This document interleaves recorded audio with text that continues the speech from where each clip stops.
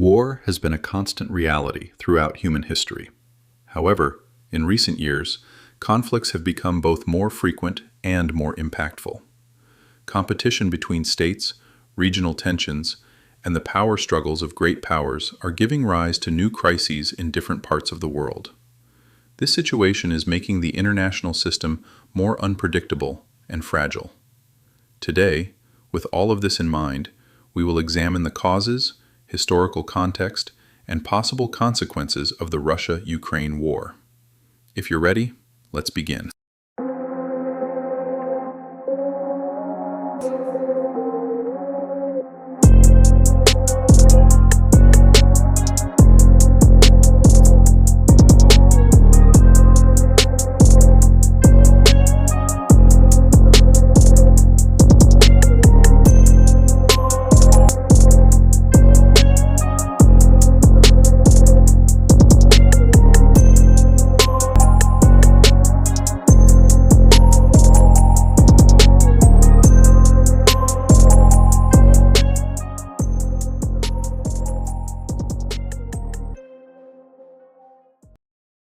Russia's attack on Ukraine in February 2022 triggered the largest military conflict Europe has seen since the Second World War. In this war, tens of thousands of people have lost their lives, and millions have been forced to leave their homes. Although the full effects of the war are not yet clear, it is already evident that it will shape Europe's strategic balance for many years, perhaps even decades, to come. For this reason, understanding the causes and consequences of Russia's attack is of great importance. Because this war is not only a military conflict, but also one that will shape Europe's future security order. So, what lies behind this attack? Experts and academics approach this question from different angles.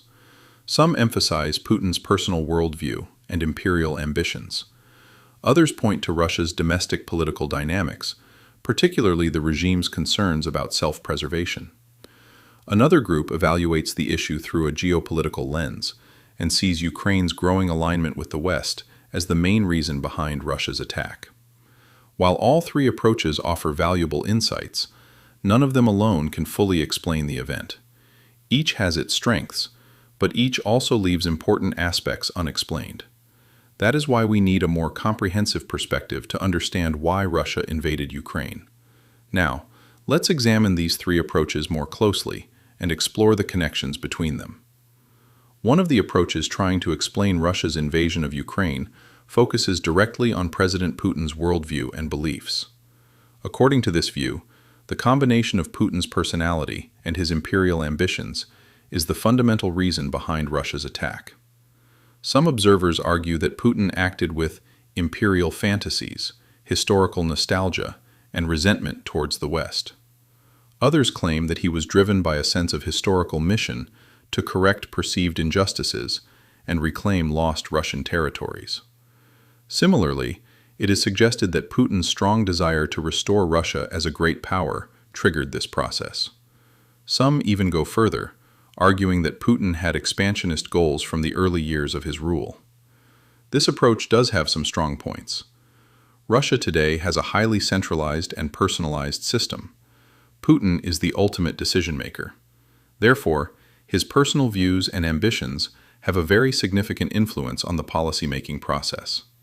Available information indicates that the decision to invade Ukraine was made by Putin and a small circle around him, and that this group largely reinforced Putin's pre-existing beliefs. There are also strong indications that Putin holds imperial ambitions. He has frequently expressed regret over the loss of the empire. By comparing himself to Peter the Great, he openly stated that he shared the Tsar's goal of reclaiming lost territories. Additionally, he has made controversial statements about Ukrainian statehood for many years. In 2008, at the NATO summit in Bucharest, he reportedly told then U.S. President George W. Bush that Ukraine was not a real country. In 2021, he published a long essay titled On the Historical Unity of Russians and Ukrainians, in which he selectively interpreted historical events and concluded that Russians and Ukrainians are one people. In other words, Putin does not see Ukraine as an independent and sovereign state, but rather as part of the same civilization as Russia. Given this background, it may seem logical at first glance to explain Russia's attack through Putin's imperial ambitions and his misguided perceptions about Ukraine. However, upon closer examination, this approach also has significant shortcomings. First, this approach fails to adequately explain the timing of the attack. If Putin's views on Ukraine were so decisive, why did he not take a similar step in 2004, 2014, or during other periods of his rule? To fill this gap, some observers suggest that Putin had lost touch with reality just before the war. It is well known that during the COVID-19 pandemic, he isolated himself to an extreme degree, mostly staying at his dacha and spending time reading history books. According to this argument, this situation further reinforced his belief that Ukraine belonged to Russia. However, while it is easy to say that Putin had withdrawn into his own world, this remains an assumption. It is certainly possible that Putin had lost his mental stability. Yet there is one notable point. In the early stages of the war, Putin accepted that things were not going as planned and made adjustments accordingly. For example, instead of continuing a hopeless assault on Kiev, he approved an orderly withdrawal. Similarly, after the defeat in the Kharkiv region in September 2022, he agreed to adopt a more defensive posture and ordered the creation of layered defensive lines. These actions suggest that Putin was not behaving like someone completely detached from reality. The second major criticism concerns the scale of the attack. Putin has not hesitated to use force in the past. However, he has generally acted in a calculated and opportunistic manner. Even during the annexation of Crimea in 2014, he used minimal force and took advantage of highly favorable conditions. Therefore, it is difficult to see Russia's large-scale invasion launched in February 2022 as a natural continuation of a long-standing strategy under Putin. After all, this operation was the largest land military campaign in Europe since the Second World War. Third, Putin's views on Ukraine did not emerge suddenly. These ideas reflect a long-standing tendency present in significant parts of Russian society and its political elite. Since the 1990s, there has been a strong consensus among Russia's political elite that Ukraine should remain within Russia's sphere of influence. Russian nationalists of various stripes have also long argued that Ukraine, culturally and historically, belongs to Russia. In other words, Putin's views are not entirely unique to him. They are part of a broader current of thought. This raises an even bigger problem. Explanations that focus on Putin's personal ambitions generally do not sufficiently question how these ambitions interact with domestic and international factors. Yet individuals' preferences are always shaped by external constraints and incentives. Many experienced Russia watchers have also warned against overemphasizing the Putin factor in explaining Russian foreign policy, because explanations at the individual level, on their own, are insufficient.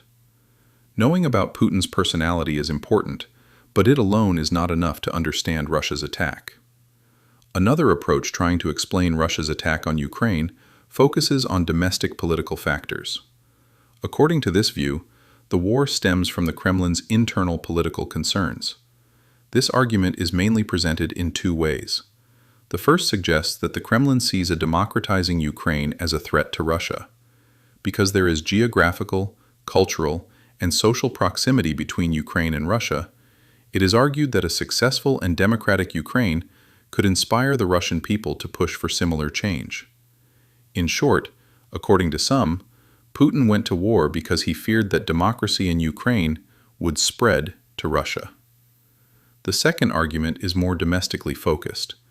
It claims that the Kremlin invaded Ukraine to divert the Russian people's attention from growing economic and political problems at home. Especially after the 2018 elections, when Putin's popularity had declined and corruption allegations had increased, it is argued that he sought to shift attention through a military adventure abroad. In other words, the war is seen as a tool the regime used to escape its domestic troubles. Both of these arguments may seem quite logical at first glance. After all, Russia was indeed facing economic difficulties and political tensions before the war. Moreover, the Kremlin has long harbored fears of a color revolution. However, upon closer examination, this approach also has serious shortcomings. First, the risk of a serious spread of democracy from Ukraine to Russia appears quite low. Over the years, the Putin regime has built a very strong apparatus of repression.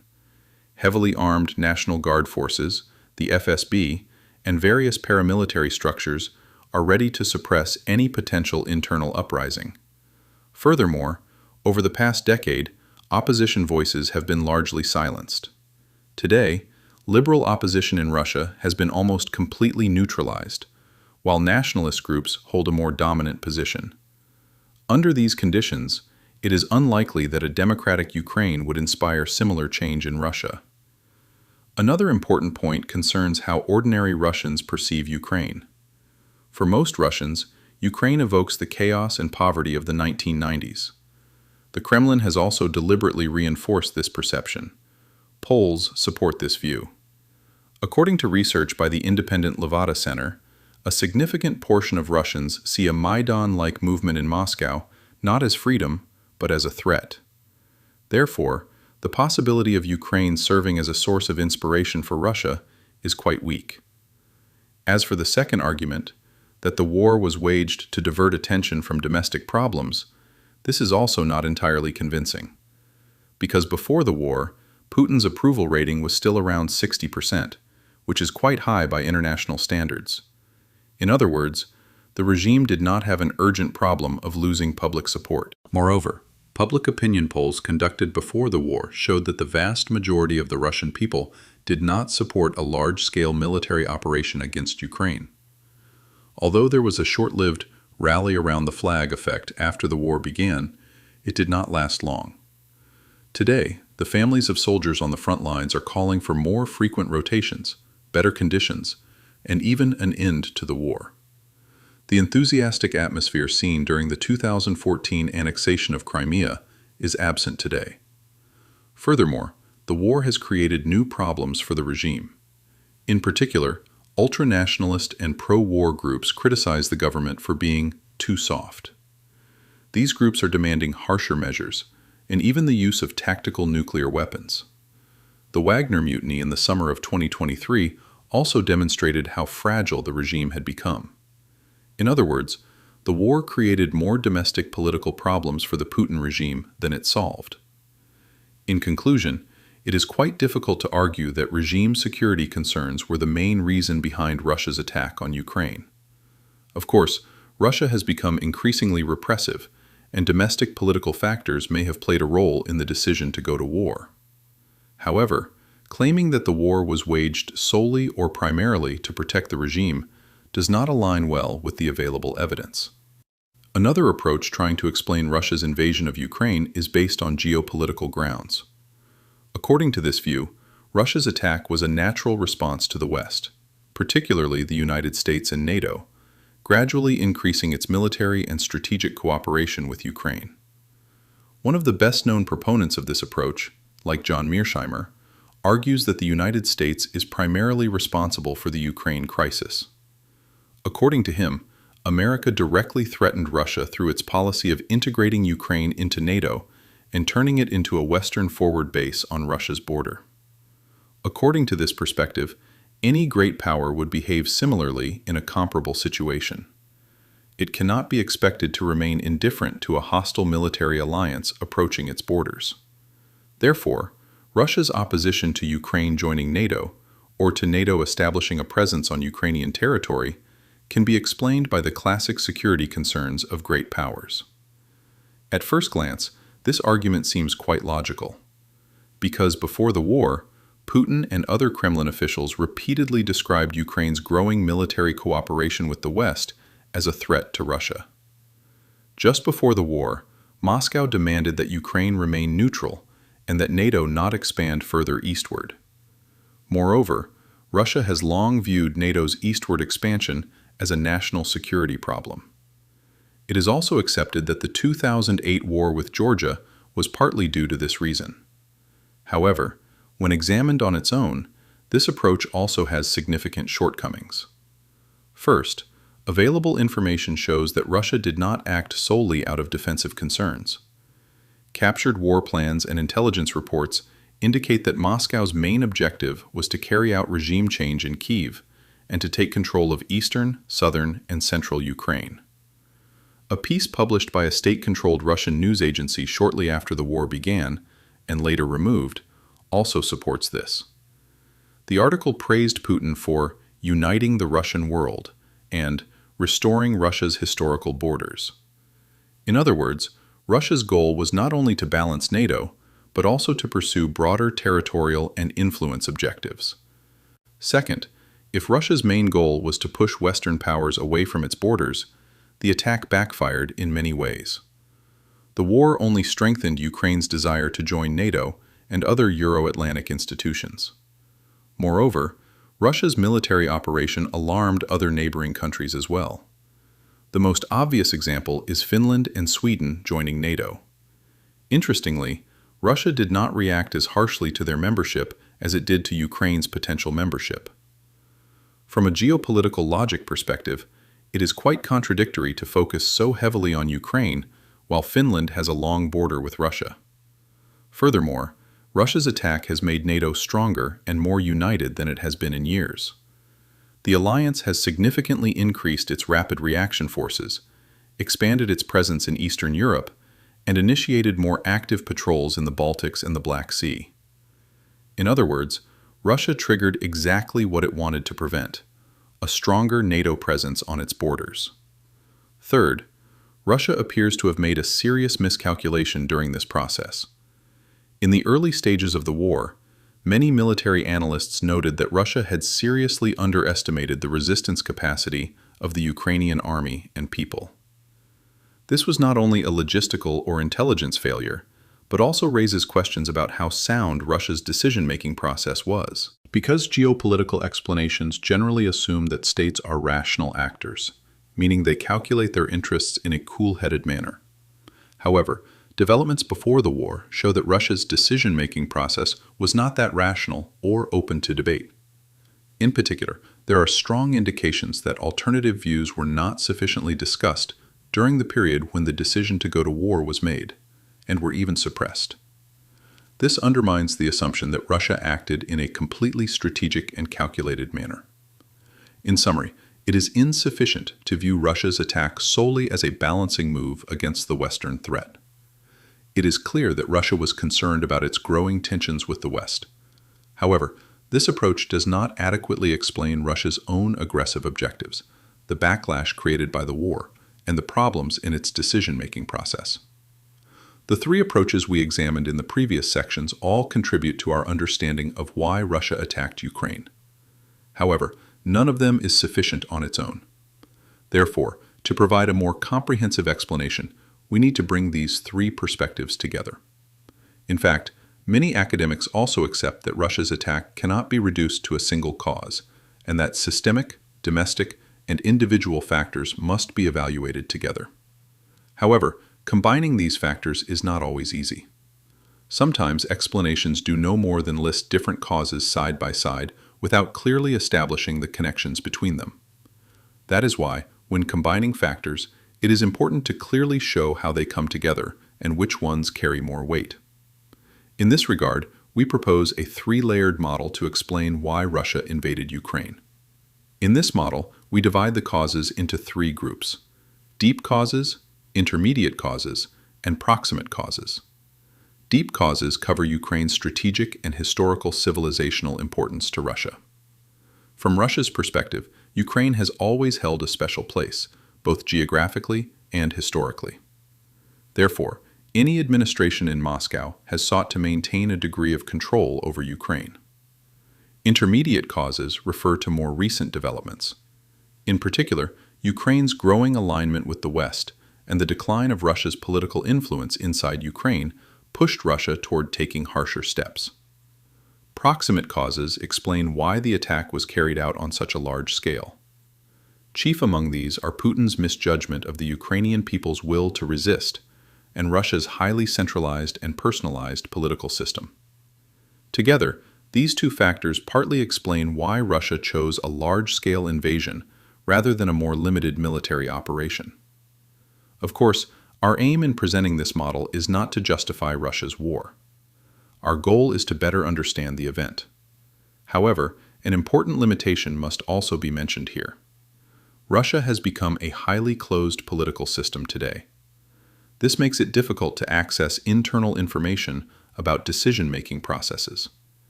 Therefore, the information we have is largely based on open sources, official statements, and research reports. Nevertheless, it is possible to draw a reasonable framework regarding Russia's attack based on the available data. To understand Russia's policy toward Ukraine, we need to go back a bit. In fact, the pursuit of regional supremacy was one of the fundamental elements of Russian foreign policy long before Putin came to power. After a brief transitional period in the early 1990s, Russian political elites, including during the Yeltsin era, quite openly expressed their goal of establishing dominance in the post-Soviet space. Moscow did not want neighboring countries to act independently, especially in foreign policy and defense matters. However, instead of completely denying their official sovereignty, it tried to keep them within its own sphere of influence. This approach was reflected in almost all of Russia's official strategy documents from that time onward. The goal of regional supremacy was consistently emphasized in military doctrines, foreign policy concepts, and national security strategies. This situation was also met with broad consensus among Russian elites with different political views.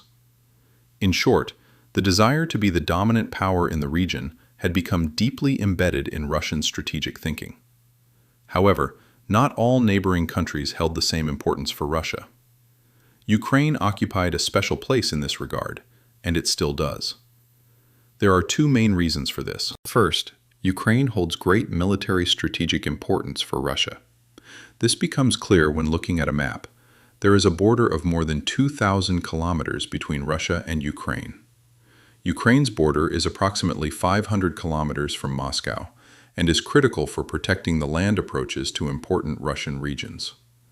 Additionally, Ukraine's long coastline on the Black Sea provides an important area for Russia's military activities in the region. In other words, Ukraine serves Russia both as a shield and as a springboard for projecting influence further south. Second, Ukraine also plays a central role in Russia's historical and civilizational identity. According to Russia's dominant national narrative, the Kievan Rus is the birthplace of Russian statehood. Therefore, Ukraine holds deep meaning for many Russians, not only geographically, but also historically and culturally. For centuries, Ukraine was one of the core territories of both the Tsarist Empire and the Soviet Union. This historical bond continues today as a possessive attitude toward Ukraine among significant segments of Russia's political and intellectual elite. In short, Ukraine occupies an indispensable position for Russia, both strategically and symbolically. That is why, for most of the last 30 years, Russia made intense efforts to keep Ukraine within its sphere of influence. It used methods such as diplomatic pressure, energy tools, economic relations, and intelligence activities. However, for many years, it refrained from using large-scale military force. So what changed that led Russia to resort to a direct and large-scale military operation this time? Among the more recent causes of Russia's 2022 attack was Ukraine's growing alignment with the West and the decline of Russia's political influence inside Ukraine. Together, these two developments pushed Russia to take harsher and more assertive steps. The Maidan Revolution of 2013 to 2014 was an important turning point in this process. The overthrow of the Moscow-backed Viktor Yanukovych government and its replacement by a decisively Western-oriented administration caused serious concern in the Kremlin. Russia was worried that Ukraine would leave its sphere of influence and establish closer relations with the West. Indeed, the annexation of Crimea in 2014 and the outbreak of conflict in Donbass can largely be seen as a result of this concern. In August 2014, after Ukrainian forces inflicted heavy losses on the separatists, Russia provided more open military support. Regular Russian units were sent to Donbass, and the course of the war quickly turned in favor of the separatists. Ukraine was then forced to accept the Minsk II agreement, brokered by France and Germany.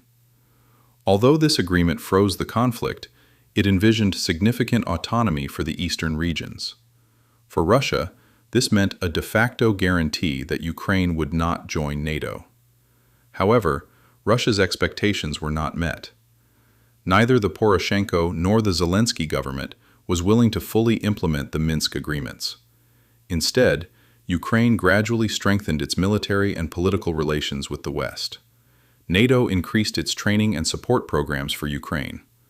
In particular, since 2014, thousands of Ukrainian soldiers have received training according to NATO standards. In 2020, Ukraine was included in NATO's Enhanced Opportunity Partners program. These developments showed that Russia's frozen conflict strategy in Donbass was no longer working. Another factor that made the situation even more difficult for Russia was the decline of its influence in Ukrainian domestic politics. The annexation of Crimea and the conflict in Donbass caused Russia to lose a significant portion of its pro-Russian voter base in Ukraine. This made it nearly impossible for a Russia-friendly government to come to power in Kyiv through elections. Additionally, in 2021, the Zelensky government took measures against certain politicians and media outlets with close ties to the Kremlin. Thus, Russia largely lost its ability to influence Ukraine's foreign policy through its domestic politics. Throughout 2021, Russia carried out successive military buildups along the Ukraine border. The first buildup took place in March and April and was largely intended to send a warning to the West and the Zelensky government. However, this move did not produce the desired effect. On the contrary, it further strengthened cooperation between Ukraine and the West.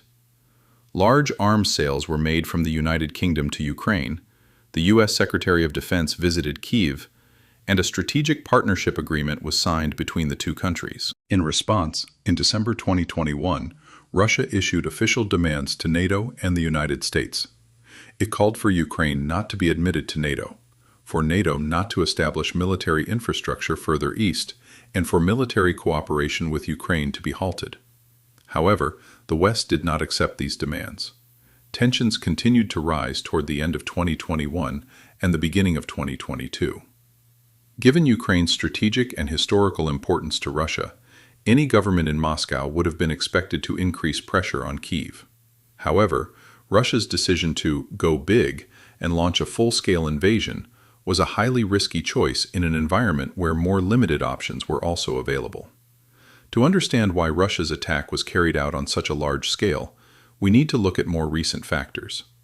Chief among these are Putin's personal beliefs and Russia's highly centralized and personalized political system. Initially, Russia's war plan was based on launching a rapid attack on Kyiv, overthrowing the Zelensky government, and installing a reliable pro-Russian administration in its place. However, looking back, it is clear that this plan was based on a serious miscalculation. The forces Russia assembled were insufficient to occupy Ukraine. According to standard military calculations, the number of troops required for a successful occupation was far higher than the forces gathered. Nevertheless, Russia planned a rapid operation against Kyiv. This indicates that the Kremlin assumed that a large part of the Ukrainian population would not resist, and might even welcome Russian soldiers as liberators. Yet numerous studies conducted before the war showed that Ukrainians had developed a strong national identity, especially after 2014, and that the vast majority, including Russian-speaking populations, were prepared to resist a Russian invasion. Despite such clear data, the question of how Moscow's leadership could have so severely misjudged this reality remains important, and the question is still valid. Here, Putin's personal beliefs appear to have played a significant role. In the speeches he made in the early days of the war, he used expressions implying that Ukrainians would not resist. His long-standing view that Ukrainians and Russians are one people formed the basis of this calculation.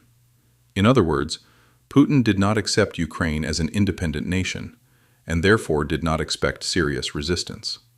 So why did no one around Putin try to correct him from this mistaken assumption? The answer to this question lies in Russia's political structure. decision-making in Russia is highly centralized and personalized. There are almost no independent mechanisms around Putin that can openly express differing views. On the contrary, in recent years, Putin has surrounded himself with individuals from security and intelligence backgrounds who are extremely loyal to him. This structure increases the risk of groupthink. People avoid contradicting the leader's pre-existing views. The broadcast images of the Security Council meeting before the war also support this. Many members appeared fearful and hesitant to voice dissenting opinions. Furthermore, there are indications that intelligence reports were shaped according to Putin's expectations. A study conducted by the FSB before the war concluded that the Zelensky government was weak and that Ukraine would be an easy target. This assessment reinforced Putin's preconceptions about Ukraine. When all of this is taken together, it becomes clearer why Russia chose to launch a large-scale invasion rather than a more limited military operation. Almost any Russian government would have felt compelled to take some action to prevent Ukraine's alignment with the West. However, launching such a large and risky land operation was largely related to Putin's personal beliefs and Russia's highly centralized decision-making structure. Therefore, to understand Russia's attack, it is necessary to evaluate international pressures, domestic political dynamics, and individual factors together. Focusing on a single cause is insufficient to explain the complexity of the event. The causes behind Russia's war against Ukraine are still being intensely debated. Three main approaches stand out in this debate. The first approach centers on Putin's personal worldview and imperial ambitions. The second focuses on Russia's domestic political dynamics and the regime's concerns about self-preservation. The third evaluates the issue through a geopolitical lens and sees Russia's attack as a response to Ukraine's growing alignment with the West. While all three approaches offer valuable insights, none of them alone provides a sufficient explanation. Each has its strengths, but each also leaves important aspects unexplained. Therefore, to better understand Russia's attack, we need a more comprehensive approach that brings these different factors together. In this regard, we proposed a three-layered model: Ukraine's deep strategic and historical importance to Russia, Ukraine's alignment with the West in recent years, and the decline of Russia's influence inside Ukraine, and finally, Putin's misguided perceptions about Ukraine, along with Russia's highly centralized political system. This model attempts to explain why Russia resorted to such a large-scale operation in a more comprehensive way. Of course, this explanation also has certain limitations, because accessing internal information about decision-making processes in Russia is quite difficult. Therefore, our model is largely based on open sources and indirect evidence. If greater access to internal information becomes available in the future, it will be possible to further develop this framework. Nevertheless, one point is clear: reducing Russia's attack on Ukraine to a single cause is not realistic. In international politics, major decisions are usually shaped by the combination of multiple factors. This war is also likely no exception. In this study, we tried to understand why Russia invaded Ukraine. We examined the three main approaches, identified their shortcomings, and presented a more comprehensive framework. We hope this analysis has helped you understand the issue more clearly. If you liked this video, don't forget to subscribe, like the video, and turn on the notification bell for more in-depth analyses like this. I wish you clarity of mind and informative days. And remember, letet inem veritas, sed nihil pretiosius veritate.